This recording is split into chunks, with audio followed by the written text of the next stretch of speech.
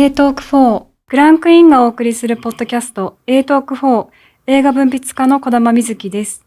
本番組は映画、ドラマ、小説、漫画などカルチャー全般からライフスタイルまでテーマに合わせたゲストをお呼びし、きっと誰かのためになるトークを展開する番組です。今回は3月15日公開の韓国映画ビニールハウスのイ・ソルヒ監督にお越しいただきました。本作はイ・ソルヒ監督が自身の祖母と母の関係性に着想を得た映画です。息子と暮らす資金を稼ぐために訪問看護師として働く中で徐々に道を踏み外していく母親の姿が描かれています。イ・ソルヒ監督、本日はよろしくお願いいたします。 감독님, 오늘은 잘 부탁드리겠습니다. 네, よろしくお願いします。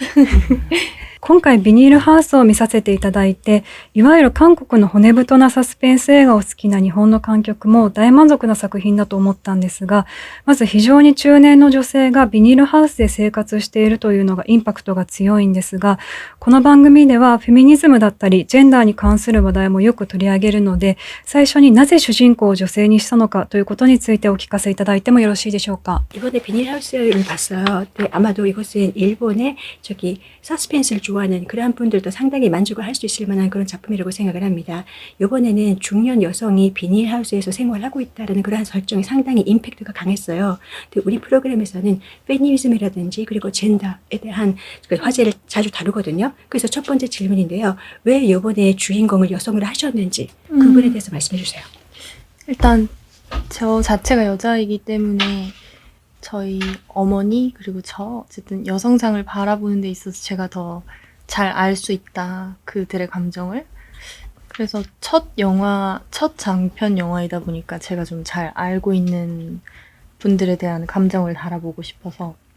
그렇게 선택했습니다. まず私自体が女性です。で、私も女性ですし、また私の母親もそうなんですけれども、そういったことで女性層を自分自身がよく見ているので、自分がよく知っている、彼女たちの感情をよく知っているというふうに思いました。で、今回は私にとりまして初めての長編映画ということだったので、自分自身がよく知っている感情、それを選択しました。ありがとうございます。日本から見ていても、韓国という国は非常に今フェミニズムが活況を呈しているんですけども、そういった状況を監督自身はどういうふうにご覧になってますか？ 그러니까 일본에서 보더라도 한국이라는 나라가 페미니즘이라는 게 상당히 활성화되어 있다, 그렇게 느껴지는데요. 그러한 부분에 대해서 감독님은 어떻게 생각을 하시나요? そういう状況でやっぱりこの映画がどういうふうに意味を持つかっていうところもお聞きしたいです。 네, 그러한 상황 속에서 이번 이 영화가 어떤 의미를 갖는지 그 부분에 대해서 함께 말씀해 주시기 바랍니다. 적절한 답인지는 잘 모르겠는데, 말씀하신 대로 한국에서 이제 페미니즘이 굉장히 활성화되어 있고,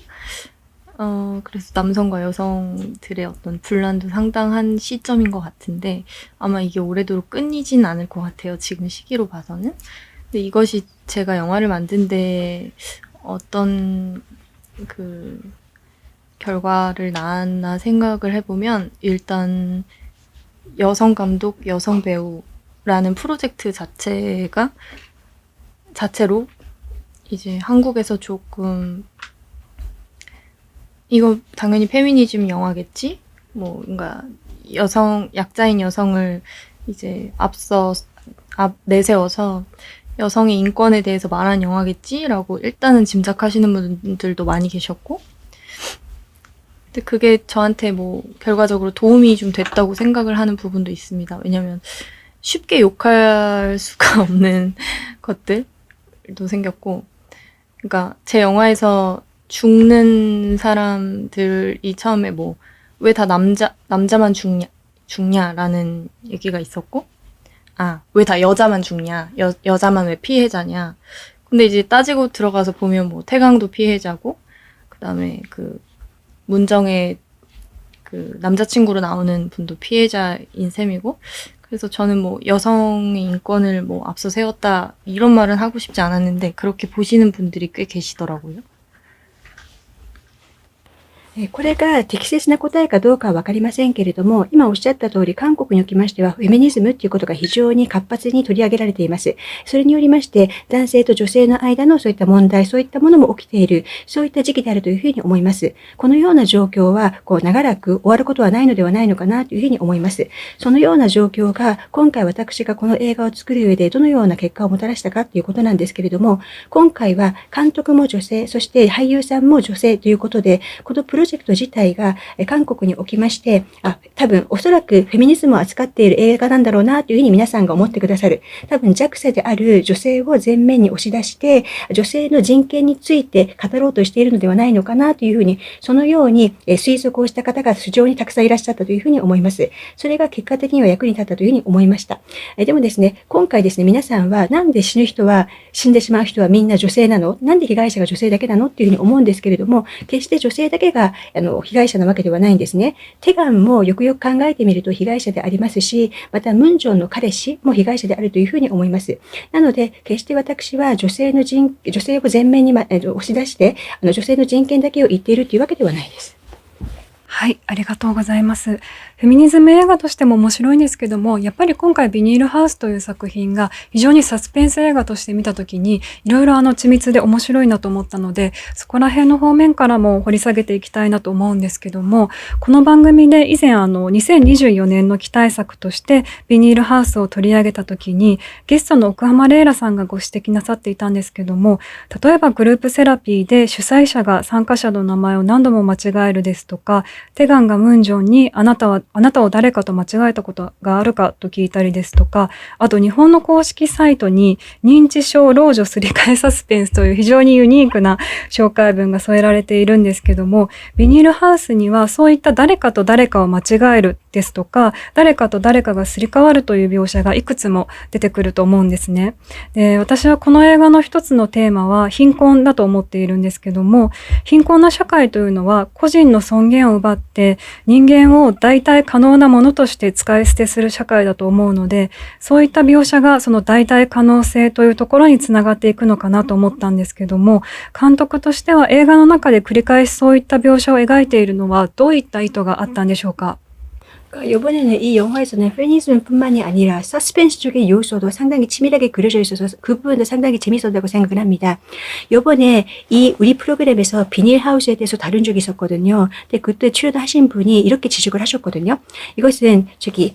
태강이가 문정이한테 당신을 누군가는 착각을 한 적이 있나요? 틀린 적이 있나요? 그런 얘기를 했었고, 또 그룹 세라피를 하는 데서 그 사회자분이 몇 번이나 이름을 틀렸잖아요. 네, 그렇게 돼 있고,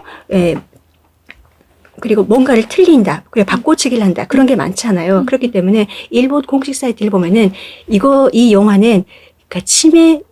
할머니 바꿔치기 서스펜스다. 그렇게 소개를 하는 문구도 있더라고요. 근데 이번에는 상당히 누군가를 틀린다라든지 바꾼다라든지 그런 게 반복해서 나오잖아요. 네, 그리고 또 한 가지 이 영화에서는 빈곤이라는 것도 중요한 테마 중에 하나라고 생각을 해요. 근데 빈곤의 사회라는 것은 개인의 존엄을 빼앗아서 인간을 대체 가능한 것으로서 쓰다가 버릴 수가 있는 사회. 그렇게 저는 생각을 하는데 그러한 묘사가 대체 가능성이라는 부분하고 이어지고 있다고 저는 생각을 해요. 근데 강도님께서는 이 영화 안에서 반복해서 바꿔치기라든지 빈곤이라든지 그런 것이 그려지고 있잖아요. 이러한 것은 의도가 있었던 거예요? 일단 되게 좋은 해석을 해주신 것 같아서 재미있게 생각이 들고요. 일단 서스펜스로서 이 영화 이야기를 만들 때 인물을 바꿔야겠다라는 아이템을 가지고 시작을 한 것은 아닌데, 그거는 이제 시나리오 작성 과정 중에 생겨난 이야기인데, 말씀하신 것처럼 그 작은 부분 디테일을 되게 봐주셨는데, 뭐 이름을 계속 틀린다던가, 그리고 엄마를 바꿔서 놓는다던가, 그런 부분들에서 저는 좀 어쨌든 한국 사회의 어떤 시스템의 부재를 좀 표현하고 싶었거든요. 그러니까 예를 들면 태강이 자신의 눈앞에서 아내가 죽어 있고, 그리고 다른 사람으로 대체되는 과정에서도 제대로 앞을 보지 못하는 인물이잖아요. 그래서 그거 자체가 약간 우리 사회의 시스템의 부재다. 왜냐면 이 이야기 자체가 좀 만들어질 수 있었던 거는 문정이 그렇게까지 해야만 했던 이유에서인데, 만약에 뭐 간병인 혹은 이제 노인에 대한 시스템이 조금 잘 만들어져 있었다면 이런 일 자체가 일어나지 않았을 수도 있을 텐데 라는 생각이 들어서 뭐 계속 대체자를 찾는다던가 이름을 계속 잊는다던가 이런 부분들이 좀 비어있다. 어쨌든 있어야 할 시스템이 부재 중이다라는 거를 좀 표현을 하고 싶었고, 그러니까 일본 관객분들은 어떨지 모르겠는데 저희 한국에서는 이 이야기가 되게 끔찍하다고 느끼시는 이유가 정말 오늘이라도 내일이라도 일어났을 것 같은 이야기라서로 느껴서 되게 좋아하신 분들도 있고 불편해하시는 분들도 있어요. 그래서 좀 저는 이게 뭐 서스펜스 스릴러의 장르를 띠고 있지만 거의 다큐멘터리로 봐도 무방하지 않을까라는 생각을 좀 했었던 것 같습니다. 非常に面白い解釈をしてくださったなというふうに思いまして、私非常に面白いなと思いながら聞いていました。で、これはですね、サスペンスとして映画を作っていくときに、最初から人をすり替えるですとか、そういったアイテムがスタートの時点からあったわけではないんですね。で、シナリオを書いていく過程の中でそういったものが出てきました。で、すごくディテールをよく見てみますと、名前を間違えるですとか、あるいは母親をすり替えるですとか、そういったことがありますよね。そういったことというのを通して私は韓国の社会の中のシステムの不在というものを表現したいなというふうに思いました。テガンが自分の奥さんが死んでいるにもかかわらず、で、死んでいて、すり替えられているにもかかわらず、それについてきちんとわからない、見ることができなかったわけじゃないですか。で、それ自体、社会的なシステムの不在があったからではないのかなというふうに思います。ムンジョンがあそこでああいったヘルパーの仕事をしているわけですけれども、そういったことをしている理由自体も、介護ですとか、また老人、そういったことについてのシステムがあったのであれば、ああいうことは起きなかったのではないのかなというふうに思っています。なので、すり替えを探したりですとか、あるいは名前を間違えているですとか、そういったことというのは、あるべきものがそこに抜けている、空になっている、システムが不在している、そういったことを表現したいなというふうに思いました。日本の観客の皆さんがどのように思ったかはわからないんですけれども、韓国の観客の方たちというのは、この映画を見てね、すごくゾッとしたというふうに思うんですね。なぜかと言いますと、この中で起きていることっていうのが、今日ですとか明日にも起きてしまうのではないのかっていう、そういった感覚を覚えたからというふうに思います。なので、この映画を見てすごく良かった、好きだって思う方もいらっしゃる一方で、すごくちょっと精神的にちょっと辛いなとかそういうことを思う方もいらっしゃいました。なので、これはサスペンススリラーのジャンルではあるんですけれども、でもこれ、ドキュメンタリーと言っても、過言ではないのかな、いいのではないのかなというふうに思います。すごく理解が深まりましたし、この映画がそういう韓国の社会構造だったりとか、システムにつながっていくのは、非常に大事なところだと思いました。で、この映画では、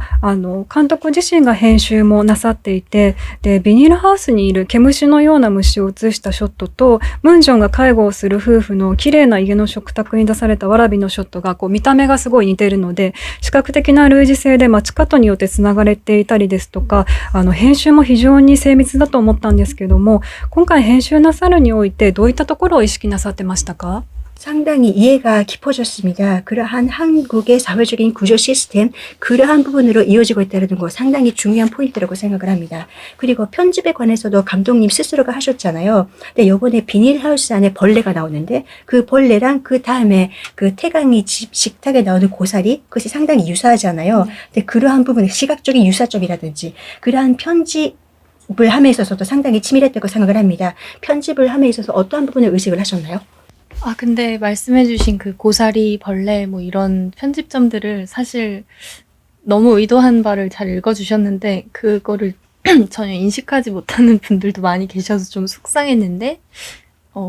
알아주시니까 되게 좋네요. 어쨌든 그 지점은 이제 문정의 집의 어떤 상황을 보여준 거예요. 벌레가 나온다는 것이 일반적이지가 않으니까, 집에서. 근데 그런 뭔가 불결한 일이 일어날 것 같은 상황에서 저는 그 진해랑 고사리가 되게 닮아 있다고 생각을 해서 컷 전환을 그렇게 했는데, 그게 이제 태광의 입으로 들어가면서 문정으로 인해 이 노인에게 어떤 일이 생길 것이다 라는 걸 좀 관객들이 정확히 알지는 못해도 뭔가 마음으로 느꼈으면 좋겠다라는 생각을 해서 그런 장면을 넣었었고, 이제 저희 그 아카데미란 영화 학교에서 이 영화를 만들었는데 저희의 룰이 직접 편집을 해야 되는 룰이 있었어요. 그래서 사실 전문가가 하면 더 이렇게 자연스럽게 잘 했겠지만 이제 연출자 본인이 해야 되는 룰이 있어서 했는데 이제 제가 되게 많이 들은 피드백이 너무 속도가 정잡을 수가 없다. 어디선가 계속 탁탁 잘린다라는 관객들의 피드백이 있었는데 어쨌든 의도한 바가 맞고 왜냐면 이제 뒤에 상황을 끈질기게 보여주지 않음으로써 관객분들이 힘들기를 좀 원했던 것 같고 그러니까 어떤 일이 일어날지 유추를 하셔라 하면서 좀 더 심리적인 압박을 하고 싶었고 그런 의도가 있습니다. まずですね、毛虫と、あと、わらびのところ、すごくよく見てくださったということですごくいいなというふうに思いました。当初ですね、そういった意図で編集をしたんですけれども、そういったことをよく分かってくださってよかったなというふうに思いました。そういったところを認識してくださらない方がすごくあまりいらっしゃらなくて、悔しい思いをしていたんですけれども、分かってくださったということで非常に良かったなというふうに思いました。で、ムンジョンの家にこの状況を虫を通して表したいというふうに思ったんですね。で、家の中に虫が発生するっていうのはあまり一般的ではないし、何か不潔とかなんかそういった感覚があるじゃないですか。で、その後に、わらびが出てきて、で、毛虫とわらびは似ているからということで、そういったカットの転換をしたわけなんですけれども、そのわらびがテガンの口の中に入るわけじゃないですか。そうすることによって、ムンジョンによってテガンにこれから何かが起こるということを、正確にはわからなくっても、観客の方たちがそういったことを感覚で、心で感じてほしいなと思いまして、そういった思いでこのシーンを入れました。で、次に自分自身で編集をした理由なんですけれども、これは、映画のアカデミーで作ったわけなんですけれども、その子のアカデミーではルールがありまして、編集は直接しなければいけないっていうことだったんですね。で、専門家の方が編集をしてくださったら、もっと自然に行うことができたと思うんですけれども、演出本人が編集をしなければいけないというルールがありましたので、私自身が行いました。で、これに対していろんな方からフィードバックをいただいたんですけれども、すごい速度が速すぎて、スピードが速すぎて、つかみどころがない、なんか切れてしまう、そういったところを、そういったフィードバックをいただきました。で、私はあまり後の部分というのをしつこく見せなかったんですね。で、そうすることによって、観客の方たちが、なんかちょっと苦労して考えてほしいなというふうに思いました。で、観客の皆さんに類推してほしいなというそういった思いがありまして、心理的な圧迫を与えたかったというそういった意図がありました。ありがとうございます。本当に今おっしゃっていただいたように、ショットとショットのつなぎによって何か意味が発生するとか、そういったことは緻密にやられていらっしゃるので、おそらく演出とか脚本についてはよく聞かれるかなと思うんですけど、今回ぜひ編集についてもお伺いしたいと思いました。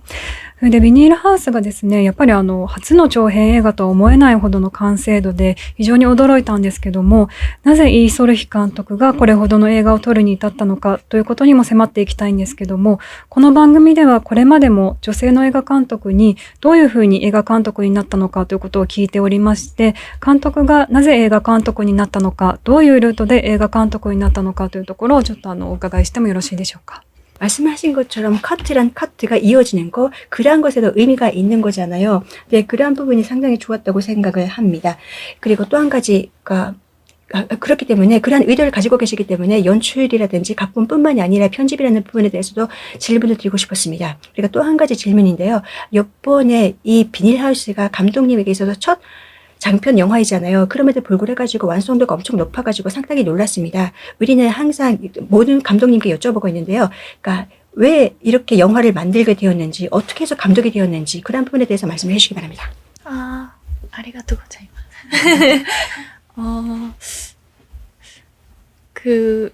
되게 잘 봐주신 것 같은데 사실 4억이라는 예산의 그 독립 영화인데 한국에서 4억이요. 근데 이제 그것도 굉장히 큰 돈이긴 하지만 사실 장편 영화가 만들어지는데 뭐 거의 기성 영화들이랑 뭐 10배, 20배 차이가 나는 돈인데 항상 그러면 4억이 아니라 뭐 40억을 줬으면 더 잘 만들었을까라고 생각해보면 이제 그렇진 않은 것 같다는 생각을 해서 늘 어쨌든 이 정도 성과를 낸 거에 대해서 좋게 생각하자라는 생각을 하고 있고요. 제가 저번에 일본 줌 인터뷰에서 되게 많이 말씀을 드렸는데, 정말로 제가 어린 시절에 한 7, 8살부터 그 지브리 애니메이션을 너무 좋아해서 그땐 아무것도 몰랐지만 저희 아버지가 DVD를 굉장히 많이 사다가 집에 놨는데 그래서 영상물, 그러니까 영화건 애니메이션이건 뭐 다큐건 처음 본 영상물 자체가 그 지브리 애니메이션들이었고 뭐 아실지 모르겠지만 뭐 토토로부터 시작해서 막 모노노케 히메, 치히로 이런 거를 보면서 자랐는데 그러면서 좀 되게 압도적으로 막 빨려 들어갔던 것 같고 실제로 제가 그래서 처음에 정말 막 초등학생 어렸을 때 꿈이 애니메이션을 만들 거야 뭐 했던 것 같아요. 근데 이제 자연스럽게 그래서 영화랑 좀 친해지게 되면서 그래서 사실은 뭐 20살 뭐 21살 이때 진로를 결정하시는 분들도 계시지만 저는 정말 그 10대 이전부터 뭘 만들건 애니메이션이건 영화건 뭔가 이쪽 세계에서 멀어지고 싶지 않다는 막연한 꿈을 꾸면서 되게 자연스럽게 이 일을 하게 된 것 같습니다. 本当に映画をきちんと見てくださってすごく嬉しいなというふうに思います。で、今回この映画を作る上で4億という予算を与えられたんですね。独立映画を作る上で4億ということでした。4億ウォン自体も大金ではあるんですけれども、他の一般的な長編映画の予算と比べた時にはやっぱり10倍とか20倍ぐらいの違いがあります。でもじゃあ仮に私がその10倍の40億をもらっていたらもっとうまくできていいかなって思うとそれも違うかなというふうに思います。なのでこの程度の成果を出すことができたということで本当にその結果は良かったなというふうに思っています。で、次にですね、私前回のズームのインタビューの際にも何度も申し上げたんですけれども、私は小さい頃、7歳とか8歳ぐらいの時からジブリアニメが好きでよく見ていました。で、当時はよくわからなかったんですけども、父がすごくいろいろな DVD を持っていまして、ドキュメントとかアニメとかいろんなのを持っていまして、で、そういった中で初めて見たそのアニメがジブリだったんですね。なので、トトロですとか、もののけ姫ですとか、千と千尋ですとか、そういったものを見ながら育ちました。で、それを見ながらすごく吸い込まれていって、小さい頃の夢っていうのはアニメを作りたいというのが小さい頃の夢でした。そのように自然に映画とは親しくなっていく、近づいていった、そんな感じです。で、一般の人は20とか21歳ぐらいの時に進路を決め始めるというふうに思うんですけれども、私の場合には10歳になる前からなんかアニメを作りたいなと、そういったアニメとか映像とかそういったところとあまり遠くない、そういった仕事をしたいなという、そういった漠然とした夢を自然と持っていて、自然とこの仕事に就くことになりました。 그래서 제가 원래 일본 개봉 행사에 오는 게 아니었는데 제 생각에 근데 제가 이렇게 잘했다는 말씀을 그때 드렸더니 초청을 해주신 것 같아요. 일본을 좋아하시는구나 이렇게. 네. なので、私本来であれば多分日本の公開のイベントに来ないはずであったというふうに思うんですけれども、私が日本のアニメ好きです、日本が好きですって言っていたので、それで呼んでくださったのではないのかなというふうに思います。今までも日本にはプライベートでご旅行とかでいらっしゃってたんですよね。 여태까지도 일본에는 사적으로 여행 삼아서 오셨었죠. 저는 오사카만 계속 가봤고 도쿄는 이번이 처음이에요. 私大阪にだけ行っていて、東京は今回が初めてなんです。そうなんですね。大阪にはどういう観光をされてたんですか？ 오사카에서 어떤 관광을 하셨나요? 근데 다들 이렇게 놀라시더라고요. 일본은 당연히 도쿄인데 왜 자꾸 오사카 막 후쿠오카에 갔냐. 근데 뭔가 한국에서는 일본 여행할 때 도쿄 가면 왠지 막 휘황찬란한 도시일 것 같아서 재미없지 않겠어? 하고 약간 시골 쪽으로 가고 싶다 이런 느낌이었던 것 같아요. 皆さんですね、東京に観光っていうとなんで当然東京なのに東京じゃなくて福岡か大阪なのっていうふうに驚かれるんですけれども、でも韓国では日本の旅行というと、なんか東京って言いますとなんかきらびやかな都市という感じなので、それよりはもう少し田舎、そういったところを好みます。そうだったんですね。知らなかったです。 근데 와봤더니 거기가 거기고 다 좋은 것 같아요.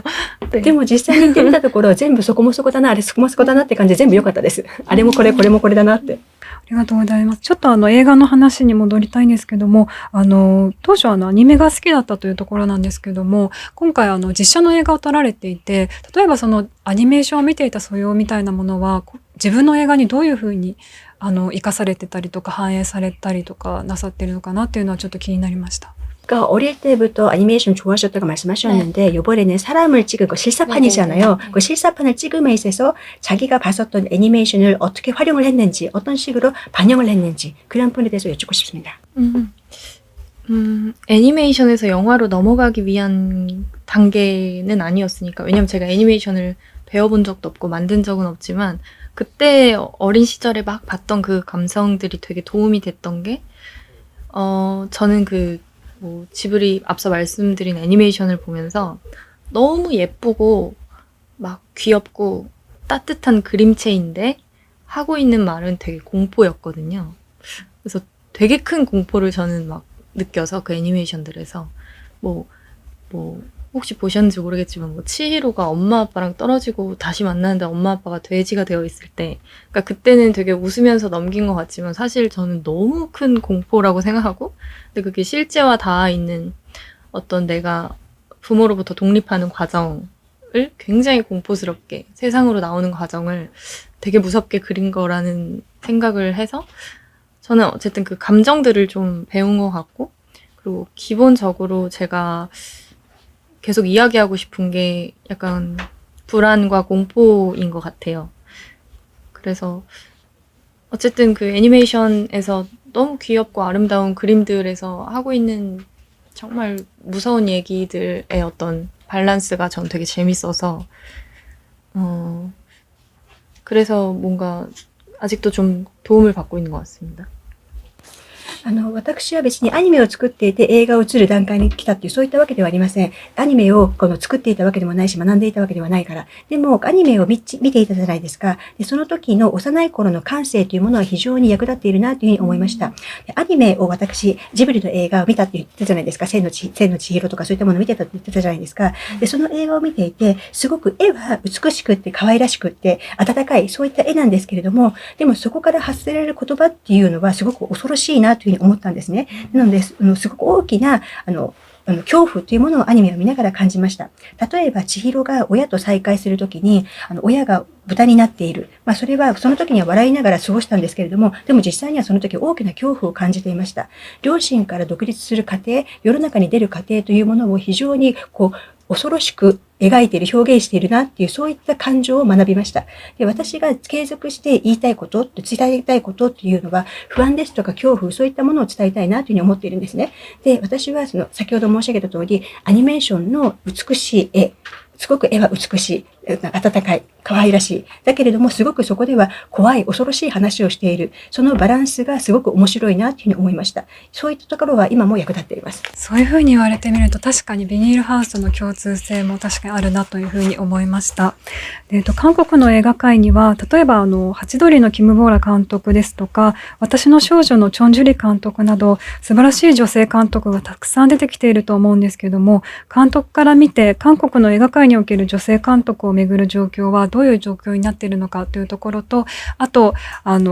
個人的にイーソルヒ監督がお好きな女性監督などがいらっしゃったら教えてください。 그러고 보니까 비닐하우스에도 그러한 공통점이 있겠군요. 네, 그런 것이 느껴졌습니다. 그리고 다음 질문입니다. 한국에는 상당히 우수한 그러한 많은 여성 감독들이 계시잖아요. 벌새의 김보라 감독님이라든지 그리고 토비아의 정주리 감독님이라든지 그런 여성 감독들이 계시는데요. 한국의 여성 감독을 둘러싼 상황에 대해서 말씀을 해주시기 바랍니다. 그리고 이소리 감독님께서 개인적으로 좋아하시는 여성 감독이 있으시면 말씀해 주시기 바랍니다. 일단 말씀하신 그